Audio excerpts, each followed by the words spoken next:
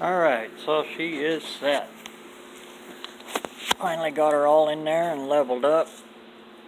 Bubble matched it there to that line right up there, to this bubble here, and then I stood back on the ladder here with the straight edge,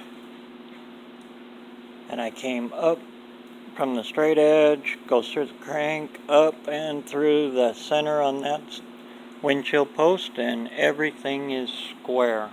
Perfect. So down here on my plate, my extension plate on the motor mount, I'm 1.5 inches above here. So what I'll do is I'll cut this back about a little over 1.5 inches here, drop that down to cover there, and then I got a piece of flat bar there.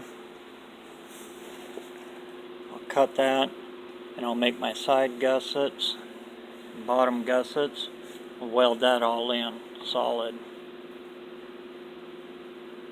So that'll set the motor where she needs to be. With her sitting right there, it's going to be tight, but I'm pretty sure I'll be alright for my steering column here.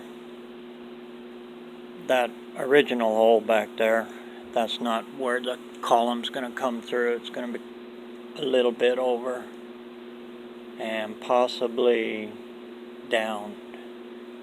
Don't know just yet. Exhaust is going to be a little fun on this side. It always is. But that's where I'm at.